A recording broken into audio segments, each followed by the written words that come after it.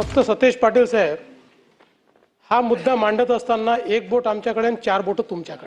पहिल्यांदा तर या सगळ्या संस्थांना मान्यता तुम्ही दिली, सगळ्या संस्थांना तुमच्या काळात मान्यता मिळाली आणि काय सांगून दिली, हे सांगून दिली की कायम विना अनुदानित।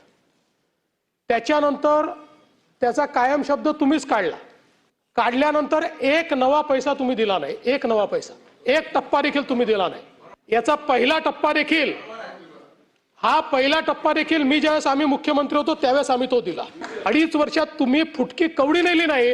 त्यानंतर शिंदे साहेबांच्या सरकारमध्ये आम्ही निर्णय केला आणि आम्ही ते पैसे देणार आहोत, त्याकरता आमचं कमिटमेंट आहे।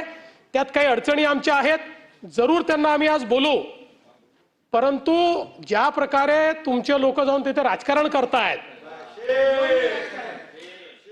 हे जे राजकारण चाललेलं आहे, माझा सवाल आहे की ज्या ज्यावेळी तुम्हाला संधी मिळाली एकदाही एक फुटकी कवडी तुम्ही दिलेली नाही या संदर्भात, आणि आता जाऊन राजकारण करता।